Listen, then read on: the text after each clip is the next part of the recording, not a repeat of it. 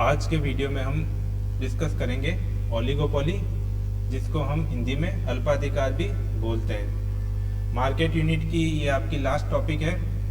Market unit के अंदर हम कंपटीशन के बेसिस पे टाइप्स ऑफ मार्केट डिस्कस कर रहे थे, जिसमें हमने perfect competition, monopolistic, monopoly, price discrimination, market situation discuss कर ली थी। उसी के कंटिन्यू में आपकी एक और मार्केट सिचुएशन है ओलिगोपोली, अल्पाधिकार। तो ओलिगोपोली जो है वो मोनोपोलिस्टिक कंपटीशन मार्केट का ही एक पार्ट है। जैसे हमने प्राइस डिस्क्रिमिनेशन लास्ट वीडियो में डिस्कस किया था, वो मोनोपोली का पार्ट था। वैसे ही ओलिगोपोली जो है वो मोनोपोलिस्टिक कंपटीशन मार्केट का पार्ट है। लेकिन हम इसको अलग से डिस्कस क्यों कर रहे हैं? क्योंकि जो ओलिगोपोली जो है उसके अंदर क्या होता है, मोनोपोलिस्टिक की तरह सेलर उतने नहीं होते। जैसे मोनोपोलिस्टिक में हमने डिस्कस किए थे शैम्पू के, सॉप्स के। तो जब आप मार्केट में देखते हैं तो शैम्पू, सॉप्स की कितने ब्रांड है, खूब सारे ब्रांड है। करीबन हम गिनना चालू करें तो ये 100 से भी ऊपर होंगे। लेकिन जब मोनोपोलिस्टिक की ऐसी सिचुएशन होती है जब सेलर 3 to 12 ही होते हैं, मतलब सेलर की जो नंबर ऑफ सेलर होते हैं वो कम होते हैं, तो ऐसी सिचुएशन ओलिगोपोली सिचुएशन होती है जिसमें सेलर कम होते हैं। अब ये मोनोपोलिस्टिक से कैसे अलग होती है कि इसमें क्या होता है कि सेलर कम होने से क्या होता है कि एक लार्ज हिस्सा मार्केट शेयर का, एक लार्ज शेयर जो होता है वो एक फर्म के पास आ जाता है। तो इंडस्ट्री में क्या होती है, फर्म्स की संख्या कम होती है। तो ये सिचुएशन थोड़ी अलग हो जाती है मोनोपोलिस्टिक से। यहाँ पे जो होता है इसका ज़्यादा इम्पैक्ट पड़ता है। अगर एक फर्म, जब बड़ा हिस्सा होता है एक फर्म के पास करीबन 20%, और अगर वो कुछ अपने बिजनेस में कुछ भी चेंज करे प्राइस में या आउटपुट में, तो उसका इम्पैक्ट बड़ा आएगा। मोनोपोलिस्टिक के अंदर तो क्या होता है कि हिस्सा बहुत कम होता है। एक ना फर्म के पास जो शेयर होता है वो 2-3% से ज़्यादा नहीं होता है जनरली। लेकिन ओलिगोपोली के अंदर ये 20% या 30% भी हो सकता है। तो इस केस में क्या होगा, 20-30% वाला कुछ चेंज करेगा तो पूरे इंडस्ट्री पे उसका इम्पैक्ट आएगा। और अच्छे से इसको डिस्कस करने के लिए हम ओलिगोपोली की कॉन्सेप्ट को रीड कर लेते हैं, फिर हम इसको और डिस्कस करेंगे। तो oligopoly is a form of imperfect competition, या फिर इम्परफेक्ट को क्या बोल सकते हैं, monopolistic, and is usually described as the competition among a few. Hence, individual seller has a large share in total supply of the market. Therefore, he can influence the activities of other seller and price of commodity. Oligopoly exists when there are 2 to 10 sellers in market selling homogeneous or differentiated product. A good example of a oligopoly is the telecom industry in India. There are a handful of firms who provide services of telecom. These firms sell homogeneous as well as differentiated product in the market. तो oligopoly में क्या होता है, competition कुछ के बीच में रहता है, क्योंकि जो सेलर होते हैं वो मोनोपोलिस्टिक की तरह ज़्यादा नहीं होते हैं और नहीं मोनोपोली की तरह सिंगल सेलर होता है। यहाँ पे क्या होता है 2 to 10 हमने लिखा है, तो 3 to 12 कह लो या 2 to 10 कह लो, इतने ही सेलर होते हैं, ज़्यादा सेलर नहीं होते। और जो गुड्स होता है या कमोडिटी होती है वो या तो होमोजीनियस भी हो सकती है या डिफ्रेंशिएटेड प्रोडक्ट भी हो सकता है। जरूरी नहीं है कि प्रोडक्ट एक जैसा ही हो सकता है प्रोडक्ट एक अपने कंपटीटर से अलग भी हो या सेम भी हो। और हमने एग्जांपल जो लिया है टेलीकॉम इंडस्ट्री का, तो हम टेलीकॉम इंडस्ट्री में देखते हैं तो कितने हैं कंपटीटर, हम हाथों पे गिन सकते हैं। जियो है, BSNL है, एयरटेल है, आइडिया, वोडाफोन है। तो मेजर जो है ये तो 4 ही कंपटीटर है और लगभग सबकी सेम सर्विसेज है, सब 4G सर्विसेज प्रोवाइड करवा रहे हैं। लेकिन BSNL देखो 3G सर्विस तक ही आया, 4G सर्विस उसकी थ्रू आउट इंडिया नहीं है। तो क्या हो गया, होमोजीनियस गुड्स भी हो गया या सर्विसेज हो गया, गुड्स या सर्विसेज एक ही बात है। जब हम कंपटीशन पे मार्केट डिस्कस कर रहे हैं तो गुड्स भी हो सकती है या सर्विस भी हो सकती है। तो इनकी जो सर्विसेज है वो होमोजीनियस भी हो सकती है, जैसे जियो, एयरटेल, वोडाफोन और आइडिया ये क्या करवा रहे हैं, प्रोवाइड 4G सर्विसेज, और BSNL 3G सर्विसेज, और कुछ स्टेट में BSNL 4G सर्विसेज भी प्रोवाइड करवा रहे हैं। तो इसमें क्या हो गया, होमोजीनियस भी हो सकता है और डिफरेंशिएटेड प्रोडक्ट भी हो सकता है। तो ये ओलिगोपोली की सिचुएशन है। अब इसके अंदर क्या होगा कि जब एक सेलर अगर प्राइस चेंज करेगा तो उसका बहुत ज़्यादा इम्पैक्ट आएगा। तो क्या होगा, इसमें प्राइस और आउटपुट डिटर्मिनेशन करना मोनोपोलिस्टिक या इनपरफेक्ट कंपटीशन की तरह इजी नहीं रहेगा, इसमें थोड़ा चेंज रहेगा। इसलिए हम ओलिगोपोली को अलग से डिस्कस कर रहे हैं, इनपरफेक्ट कंपटीशन से अलग से डिस्कस कर रहे हैं ओलिगोपोली को। तो नेक्स्ट है कैरेक्टरिस्टिक ऑफ ओलिगोपोली मार्केट। तो इसकी क्या क्या कैरेक्टरिस्टिक्स है उसको हम डिस्कस कर लेते हैं। फर्स्ट है इंटरडिपेंडेंस, इसको हम पहले रीड कर लेते हैं। The interdependence in the decision making of few firms that make the industry is the most important characteristic of an oligopoly market. This is important because when the competitors are few, if a firm make a small change in price, output, etc., it can have a direct impact on its rivals. In retaliation, the competitors might change their own price, output, etc. too. Hence, it is important for firms to consider the impact of the major decisions they take on the market as well as the other firms in the industry. तो क्या होता है, हर firm एक दूसरे पे depend होती है। क्यों? क्योंकि है ना, जब सब फर्म्स के पास काफ़ी बड़ा होता है मार्केट का हिस्सा, या तो ओलिगोपोली में क्या होता है कि सबके पास बड़ा बड़ा हिस्सा होता है, कंपटीटर होते हैं जो थोड़े ही होते हैं, या फिर क्या होता है एक लीड करने वाला होता है, एक फर्म बहुत बड़ी होती है, वो जो प्राइस डिसाइड करती है उसको फॉलो करती है जो छोटी फर्म्स होती है। ऐसी सिचुएशन ओलिगोपोली मार्केट में रहती है। तो अगर हम माने कि सबके पास बड़ा बड़ा हिस्सा है, लार्ज शेयर है इंडस्ट्री का, तो उस केस में क्या होगा, एक कंपनी अगर प्राइस कम करेगी या अपना आउटपुट को बढ़ाएगी, कुछ भी चेंज करेगी, तो उसका क्या होगा, डायरेक्ट इम्पैक्ट आएगा उसके कंपटीटर पे, राइवल्स पे डायरेक्ट इम्पैक्ट आएगा। तो वो भी क्या करेंगे, अपनी प्राइस चेंज कर देंगे। अब देखो टेलीकॉम इंडस्ट्री का ही हमने एग्जाम्पल लिया, तो जियो के आने से पहले क्या था, जो डाटा की रेट थी अलग थी। जियो आया, कंपटीटर आया, उसने अपना मार्केट शेयर बनाया और उसके बाद उसने कम प्राइस पे डाटा देना शुरू कर दिया। कम प्राइस पे डेटा देना शुरू कर दिया तो उसके क्या हुआ, उसका इम्पैक्ट पूरी इंडस्ट्री पे आया। पूरी इंडस्ट्री ने क्या किया, प्राइस कम कर दी। फिर इन्होंने क्या किया, जब प्राइस को थोड़ा बढ़ाया तो सब इंडस्ट्री ने बढ़ा दी। तो इसमें क्या, पूरा इंटरडिपेंडेंसी है। एक फर्म जो बिहेव करेगी उसको दूसरे फर्म को भी फॉलो करना पड़ेगा। अगर वो प्राइस कम करेगी तो सारे जो कस्टमर होंगे, कंज्यूमर होंगे, वो उधर शिफ्ट हो जाएंगे। क्योंकि जो सर्विसेज है इस केस में टेलीकॉम इंडस्ट्री में क्या, होमोजीनियस सर्विसेज है। अगर वो नहीं प्रोवाइड करवाएगी कम प्राइस पे तो उसके कस्टमर शिफ्ट हो जाएंगे। इसलिए क्या होगा कि जो भी स्ट्रेटेजी एक कंपनी अपनाएगी प्राइस को लेके या किसी भी लेके, तो उस कंपनी को दूसरी या तो फॉलो करेगी, और फॉलो नहीं करेगी तो वो कंपटीशन से आउट हो सकती है। तो क्या होगा, सब इंटरडिपेंडेंट है, मतलब एक दूसरे को फॉलो करते हैं। अगर कोई भी प्राइस कम करता है तो वो भी दूसरा भी उसी को फॉलो करता है, प्राइस कम करता है।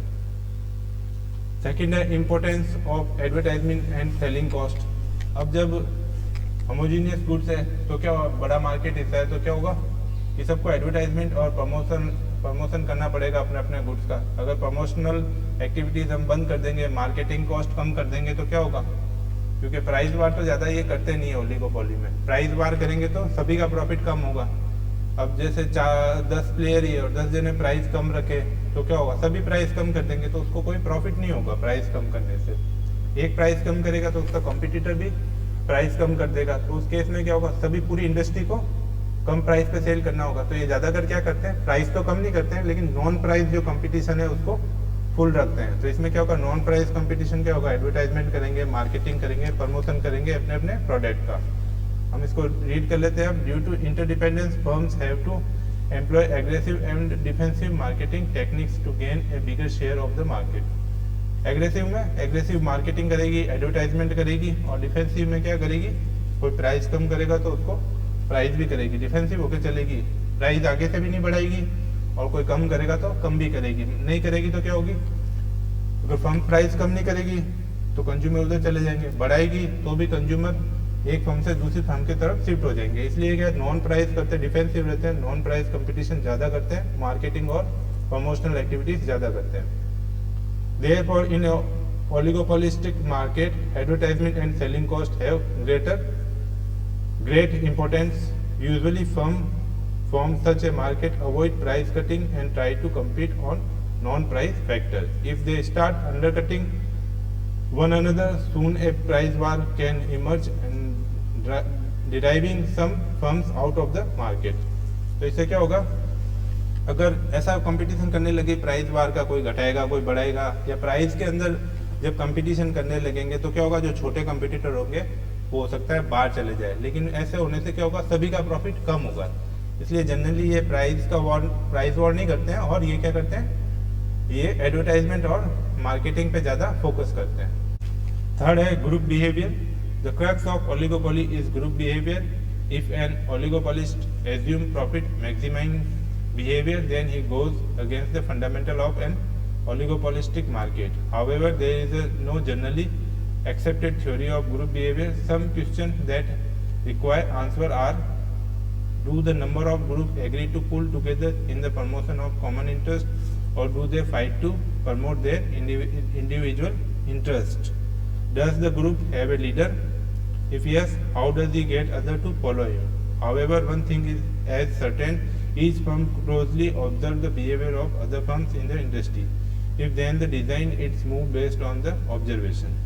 तो इसके अंदर क्या होता है, ग्रुप बिहेवियर होता है। एक कोई अपनी स्ट्रेटेजी बनाता है तो उसको सब उस पर फोकस रखते हैं, और उसके अकॉर्डिंग जो कंपटीटर होते हैं वो अपनी स्ट्रेटेजी बनाते हैं। या फिर ऐसा होता है कि कोई लीडर है इसमें, मतलब मैंने कहा ना कोई लीड करता है, पहले हम डिस्कस किया था अभी, कि कोई लीड करता है तो सब उसको, जो कंपटीटर होते हैं, लीडर क्या प्राइस डिसाइड करता है उसको फॉलो करते हैं, तो क्या प्राइस डिसाइड करेगा। ये सब क्या होता है, ग्रुप बिहेवियर होता है। कोई बिहेव करता है उसको सब क्या करते हैं, ऑब्जर्वेशन करते हैं, उसी के बेसिस पे अपनी स्ट्रेटेजी बनाते हैं। फोर्थ है few sellers. The number of seller is very less in oligopoly and every seller control a large share of total market supply. तो सबके पास काफ़ी हिस्सा होता है, बड़ा हिस्सा होता है मार्केट के सप्लाई में। जैसे हम टेलीकॉम इंडस्ट्री लिया तो इसमें सबका लगभग छोटा हिस्सा किसी का नहीं है, 2-3% किसी का नहीं है, सबके पास लार्ज शेयर है। जैसे मेन हम देखे आइडिया, वोडाफोन, एयरटेल और जियो के पास, इनके पास मार्केट शेयर का 80% शेयर है। डिमांड कर्व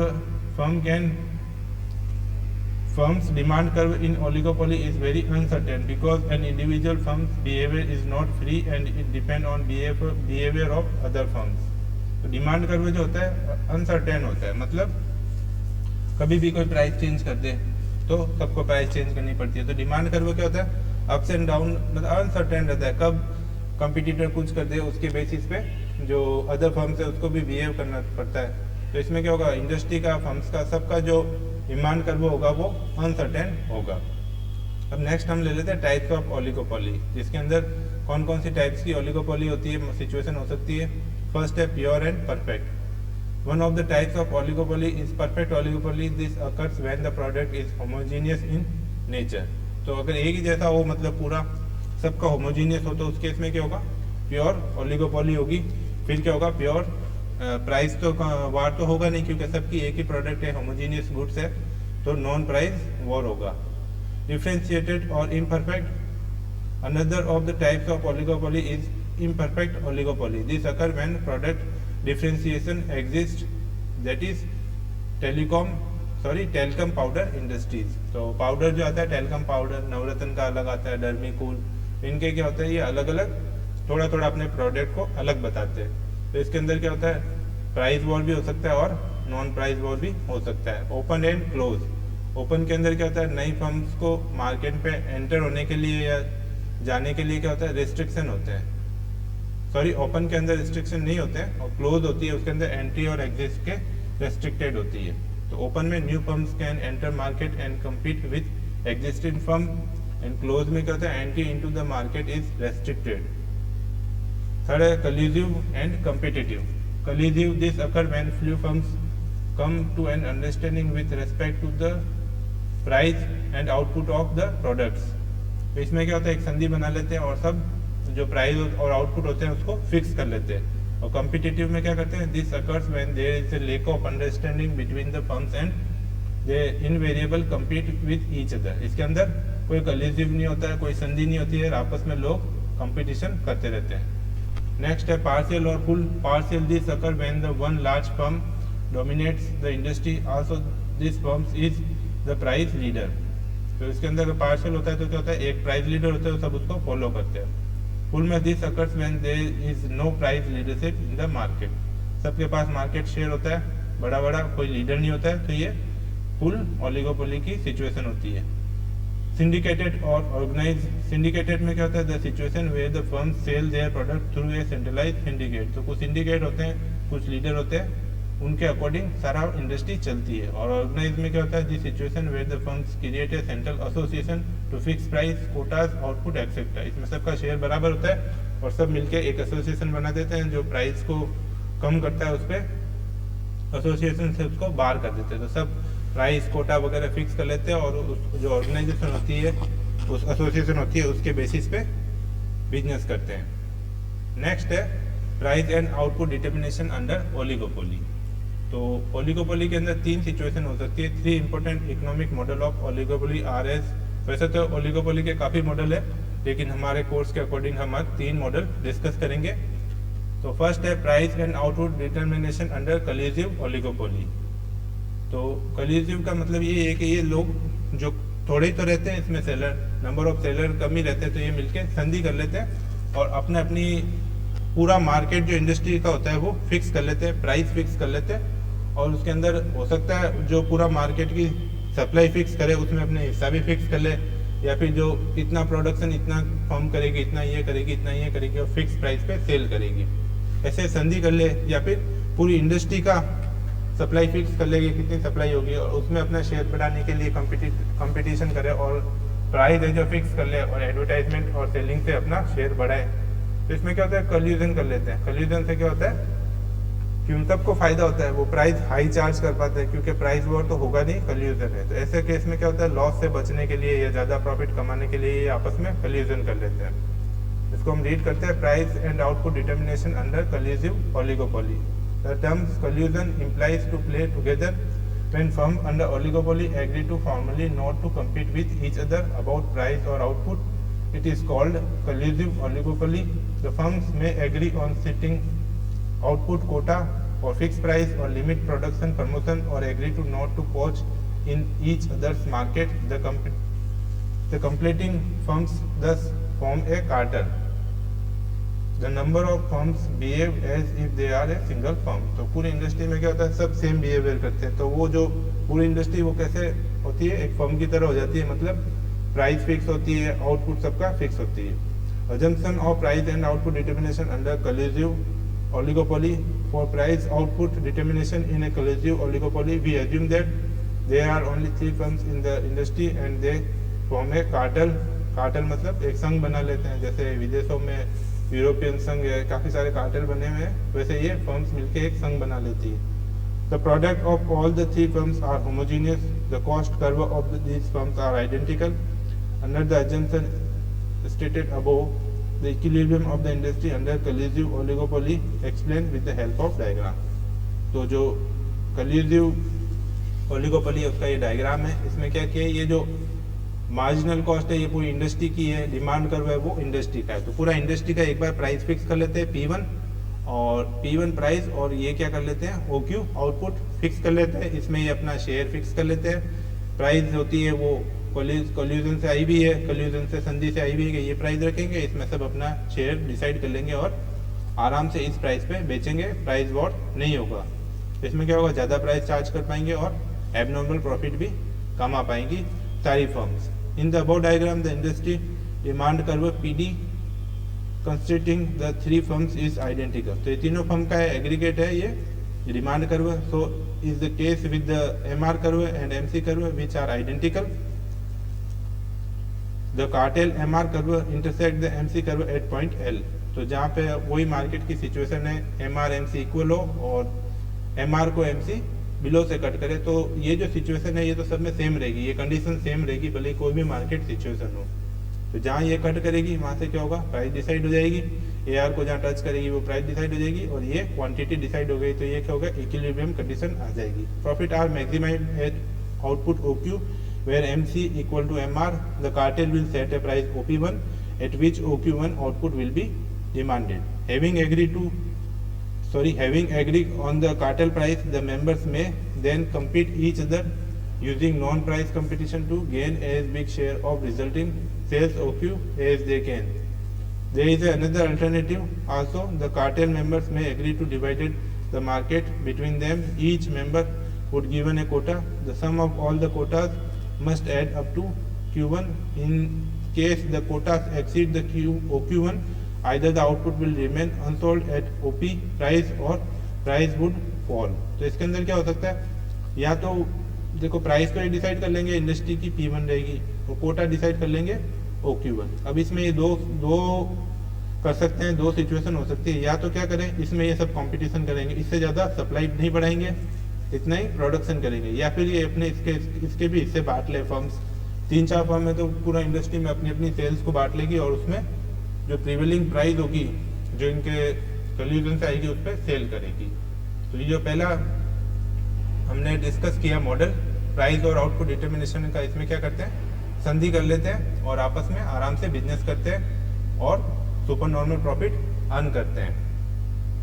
कस्टमर के पॉइंट ऑफ व्यू से इसमें क्या होता है, जब नॉन प्राइस कंपटीशन होता है तो उसको थोड़ा जो कॉस्ट के ऊपर प्राइस चार्ज की जाती है उसको थोड़ा अपने गुड्स के लिए ज़्यादा देना पड़ता है, क्योंकि जब प्राइस वॉर खत्म हो जाता है तो वो सुपर नॉर्मल प्रॉफिट अर्न करेंगे और जो मैक्सिमम कंज्यूमर पे कर सके उतनी प्राइस चार्ज करेंगे।